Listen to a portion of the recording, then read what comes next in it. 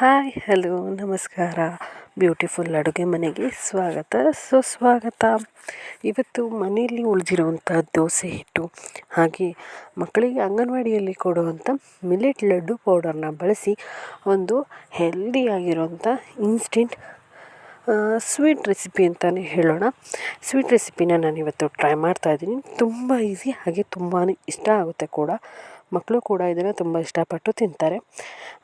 Easily ಮಾಡ್ಬೋದು, ಹಾಗೆ ತುಂಬ ಕ್ವಿಕ್ಕಾಗಿ ಮಾಡಿಕೊಡುವಂಥದ್ದು.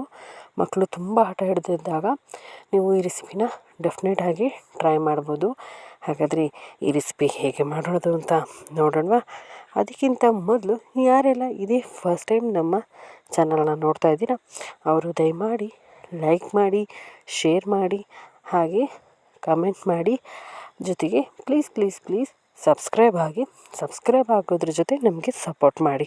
ಹಾಗಾದರೆ ಬನ್ನಿ, ಇವತ್ತಿನ ಮಿಲೆಟ್ ಲಡ್ಡು ಪೌಡರ್, ಅಂಗನವಾಡಿಯಲ್ಲಿ ಕೊಡುವಂಥ ಮಿಲೆಟ್ ಲಡ್ಡು ಪೌಡರ್ ಹಾಗೆ ಮನೆಯಲ್ಲಿ ಮಾಡಿರುವಂಥ ನೀರು ದೋಸೆ ಅಥವಾ ದಪ್ಪ ದೋಸೆನ ಬಳಸಿ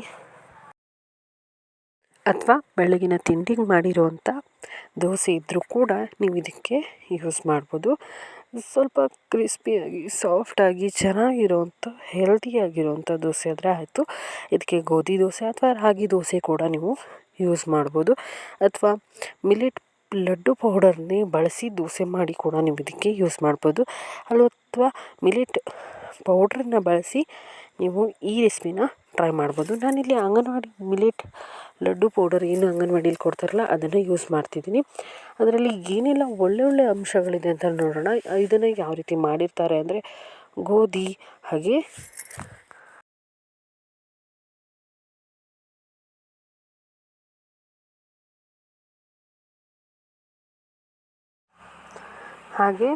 ಒಣ ಹಿಟ್ಟುಗಳನ್ನು ಯೂಸ್ ಮಾಡಿರ್ತಾರೆ. ಜೊತೆಗೆ ಸೋಯಾ, ಬೆಲ್ಲ, ಒರಟಾದ ಧಾನ್ಯಗಳು, ರಾಗಿ, ಹಾಗೆ ಸೂರ್ಯಕಾಂತಿ ಎಣ್ಣೆ, ಹಾಗೆ ಜೀವಸತ್ವಗಳು ಮತ್ತು ಖನಿಜಗಳನ್ನು ಯೂಸ್ ಮಾಡಿರ್ತಾರೆ. ಅಂದರೆ ನಮ್ಮ ದೇಹಕ್ಕೆ ಯೂಸ್ ಆಗುವಂಥ ಒಳ್ಳೆ ಹೆಲ್ದಿಯಾಗಿರುವಂಥ ಪ್ರೋಟೀನ್ಗಳು ಹಾಗೆ ವಿಟಮಿನ್ಸ್ಗಳು ಇದರಲ್ಲಿ ಇರುತ್ತೆ. ಹಾಗೆಯೇ ನಾವು ಮಾಡಿರುವಂಥ ಬೆಳಗಿನ ದೋಸೆ ಅಥವಾ ಫ್ರೆಶ್ಶಾಗಿ ಮಾಡುವಂಥ ದೋಸೆಯಲ್ಲೂ ಕೂಡ ಹೆಲ್ದಿಯಾಗಿರುವಂಥ ಇಂಗ್ರೀಡಿಯೆಂಟ್ಸ್ನ ನಾವು ಮನೆಯಲ್ಲಿ ಯೂಸ್ ಮಾಡಿರ್ತೀವಿ.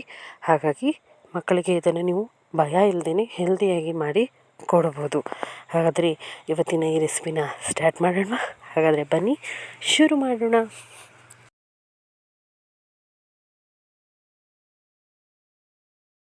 ಮೊದಲಿಗೆ ನಾನಿಲ್ಲಿ ಗ್ಯಾಸ್ ಮೇಲೆ ಒಂದು ಪಾತ್ರೆ ಇಟ್ಕೋತಾ ಇದ್ದೀನಿ. ಪಾತ್ರೆಗೆ ಸುಮಾರು 1 ಕಪ್ ಆಗೋಷ್ಟು ನೀರನ್ನು ಹಾಕೋತಾ ಇದ್ದೀನಿ. ನೀವು ನೀರಿನ ಬದಲಾಗಿ ಹಾಲನ್ನು ಕೂಡ ಇಲ್ಲಿ ಯೂಸ್ ಮಾಡ್ಬೋದು. ಹಾಲಲ್ಲಿ ಮಾಡಿದ್ರೆ ತುಂಬಾ ರುಚಿಯಾಗಿರುತ್ತೆ, ಜೊತೆಗೆ ತುಂಬ ಟೇಸ್ಟಿಯಾಗಿ ಬರುತ್ತೆ. ನಾನಿಲ್ಲಿ ನೀರನ್ನು ಯೂಸ್ ಮಾಡ್ತಿದ್ದೀನಿ. ನೀರಿಗೆ ಸುಮಾರು 1 ಸ್ಪೂನ್ ಆಗೋಷ್ಟು ಒಣ ಕೊಬ್ಬರಿಯನ್ನು ಹಾಕಿದ್ದೀನಿ. ನೀವು ಬೇಕಿದ್ದರೆ ಹಸಿ ತೆಂಗಿನಕಾಯಿ ತುರಿ ಕೂಡ ಹಾಕ್ಬೋದು.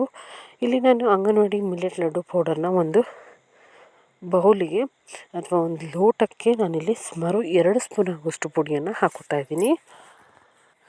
ಸುಮಾರು 2 ಸ್ಪೂನ್ ಆಗೋಷ್ಟು ಮಿಲೆಟ್ ಲಡ್ಡು ಪೌಡರ್ನ ಹಾಕ್ಕೊಂಡಿದ್ದೀನಿ. ಇದಕ್ಕೆ ನಾರ್ಮಲ್ ಮನೆಯಲ್ಲಿ ಇರೋವಂಥ ನೀರನ್ನು ಹಾಕೋತಾ ಇದ್ದೀನಿ. ಬಿಸಿನೀರಲ್ಲ, ನಾರ್ಮಲ್ ಟೆಂಪ್ರೇಚರಲ್ಲಿರುವಂಥ ನೀರು. ನೀವು ಬೇಕಿದ್ದರೆ ಹಾಲು ಯೂಸ್ ಮಾಡ್ಬೋದು. ಹಾಕಿಬಿಟ್ಟು ಚೆನ್ನಾಗಿ ಮಿಕ್ಸ್ ಮಾಡ್ಕೊಳ್ಳಿ. ಸ್ವಲ್ಪ ಕೂಡ ಗಂಟಿಲ್ಲದೆ ಇರೋ ಥರ ಚೆನ್ನಾಗಿ ಮಿಕ್ಸ್ ಮಾಡ್ಕೊಳ್ಳಿ ಈ ಥರ. ಈಗ ಇದನ್ನು ಮಿಕ್ಸ್ ಮಾಡಿದ ನಂತರ ಏನು ನಾವು ನೀರಿಗೆ ಕೊಬ್ಬರಿ ಹಾಕಿ ಬಿಸಿ ಮಾಡೋಕಿಟ್ಟಿದ್ವಲ್ಲ ಅದಕ್ಕೆ ಇದನ್ನು ಹಾಕಿ ಕಲಸಿದ್ರೆ ಆಯಿತು. ನಿಮಗೆ ಸ್ವೀಟ್ ಸಾಕು ಅನಿಸಿದ್ರೆ ಇದಕ್ಕೆ ಆ್ಯಡ್ ಮಾಡೋದು ಬೇಕಾಗಿಲ್ಲ ಬೆಲ್ಲ ಅಥವಾ ಸಕ್ಕರೆ. ನೀವು ತುಂಬ ಸ್ವೀಟ್ ಯೂಸ್ ಮಾಡೋರಾದರೆ ಇನ್ನೊಂದು ಸ್ವಲ್ಪ ಬೆಲ್ಲ ಅಥವಾ ಸಕ್ಕರೆಯನ್ನು ಹಾಕ್ಕೋಬೋದು. ಸಕ್ಕರೆ ಅಥವಾ ಬೆಲ್ಲ ಹಾಕೋದ್ರಿಂದ ತುಂಬ ಸ್ವೀಟ್ಸ್ ಅನಿಸ್ಬೋದು. ಆದರೆ ಇದರಲ್ಲಿ ಆಲ್ರೆಡಿ ಸ್ವೀಟ್ ಇರೋದ್ರಿಂದ ನಾನು ಮತ್ತೆ ಸ್ವೀಟ್ ಹಾಕೋತಾ ಇಲ್ಲ. ಹಾಗೆಯೇ ಇದನ್ನು ಕುದಿಸ್ತಾ ಇದ್ದೀನಿ. ಇದನ್ನು ಸ್ವಲ್ಪ ಲೋ ಫ್ಲೇಮಲ್ಲಿ ಒಂದು 5 ನಿಮಿಷ ಕುದಿಸ್ಕೊಳ್ಳೋ ಅಷ್ಟರಲ್ಲಿ ನಾವು ಒಂದು ದೋಸೆನ ತಗೊಳ್ಳೋಣ. ಅದನ್ನು ಈ ರೀತಿಯಾಗಿ ಕಟ್ ಮಾಡ್ಕೊಳ್ಳೋಣ. ಆದಷ್ಟು ತೆಳುವಾಗಿ, ಸಪೂರಾಗಿ ಅಥವಾ ಸಣ್ಣದಾಗಿ ನಿಮಗೆ ಯಾವ ರೀತಿ ಅನುಕೂಲ ಆ ಥರ ನೀವು ಇಲ್ಲಿ ಕಟ್ ಮಾಡ್ಕೋಬೋದು. ನಾನು ಆಲ್ರೆಡಿ ಕಟ್ ಮಾಡಿ ಇಟ್ಟಿದ್ದೀನಿ ಈ ಥರ ಸಪೂರಕ್ಕೆ. ನೀವು ಇದಕ್ಕಿಂತಲೂ ಸಣ್ಣದಾಗಿ ಬೇಕಿದ್ದರೂ ಕಟ್ ಮಾಡ್ಕೋಬೋದು. ನಾನು ಈ ಥರ ದೋಸೆನ ಕಟ್ ಮಾಡಿ ಇಟ್ಕೊಂಡಿದ್ದೀನಿ. ಈ ಥರ ನಾವೇನು ಮೊದಲೇ ರೆಡಿ ಮಾಡಿದ್ವಲ್ಲ ಪೌಡ್ರ್ ಮಿಲೆಟ್, ಅದಕ್ಕೆ ನಾನು ಇದನ್ನ ಹಾಕೋತಾ ಇದ್ದೀನಿ. ಸಣ್ಣದಾಗಿ ಇಟ್ಕೊಂಡು ಇದರೊಳಗೆ ಹಾಕಿ ಜಸ್ಟ್ ಒಂದು ಸಲ ಕೈ ಆಡಿಸ್ಬಿಟ್ಟು ಚೆನ್ನಾಗಿ ಒಂದು 2 ನಿಮಿಷ ಕುದಿಸ್ಕೊಳ್ಳಿ. ಸ್ವೀಟ್ ಕಡಿಮೆ ಇದ್ದರೆ ನೀವು ಆ್ಯಡ್ ಮಾಡ್ಬೋದು. ಜೊತೆಗೆ ಇದಕ್ಕೆ ಏಲಕ್ಕಿ ಪೌಡರ್ನ ಕೂಡ ನೀವು ಇಲ್ಲಿ ಹಾಕ್ಕೋಬೋದು. ಹಾಕಿಬಿಟ್ಟು ಒಂದು ಸಲ ಚೆನ್ನಾಗಿ ಮಿಕ್ಸ್ ಮಾಡಿಕೊಂಡ್ರೆ ಬಿಸಿ ಬಿಸಿಯಾಗಿರೋಂಥ ಮಿಲೆಟ್ ಲಡ್ಡು ಪೌಡರ್ ಹಾಗೆ ಉಳಿದಿರೋ ದೋಸೆಯನ್ನು ಯೂಸ್ ಮಾಡಿರೋಂಥ ಒಂದು ಸಾಫ್ಟ್ ಕ್ರೀಮಿ ಆಗಿರುವಂಥ ತುಂಬ ಟೇಸ್ಟಿಯಾಗಿರುವಂಥ ಒಂದು ದೋಸೆ ರೆಸಿಪಿಲಿ ರೆಡಿಯಾಗಿದೆ. ನೀವು ಕೂಡ ಈ ರೆಸಿಪಿನ ಟ್ರೈ ಮಾಡಿ ಹೇಗೆ ಬಂತು ಅನ್ನೋದನ್ನ ಕಮೆಂಟ್ ಮೂಲಕ ತಿಳಿಸಿ. ಬಿಸಿ ಬಿಸಿಯಾಗಿರುವಂಥ ರುಚಿಯಾಗಿರುವಂಥ ಹಾಗೆ ಉಳಿದಿರೋ ದೋಸೆ ಅಥವಾ ಫ್ರೆಶ್ ದೋಸೆನ ಮಾಡಿ ಈ ಥರ ಸ್ವೀಟ್ ರೆಸಿಪಿನ ನೀವು ಮಕ್ಕಳಿಗೂ ಕೊಡಿ. ಹಾಗೆ ನೀವು ಕೂಡ ಈ ರೆಸಿಪಿನ ಟ್ರೈ ಮಾಡಿ. ತುಂಬಾ ಚೆನ್ನಾಗಿರುತ್ತೆ, ತುಂಬ ಹೆಲ್ದಿಯಾಗಿ ತುಂಬ ಟೇಸ್ಟಿಯಾಗಿರುತ್ತೆ. ನನಗಂತೂ ತುಂಬ ಇಷ್ಟ ಆಯಿತು. ನಾನು ಡೆಫಿನೆಟಾಗಿ ಟ್ರೈ ಮಾಡ್ತಾನೆ ಇರ್ತೀನಿ. ಹಾಗೆ ತುಂಬಾ ಇಷ್ಟ ಆಗ್ತಾ ಇರೋದ್ರಿಂದ ನಾನು ಬೇಗ ಖಾಲಿ ಮಾಡ್ತಾಯಿದ್ದೀನಿ.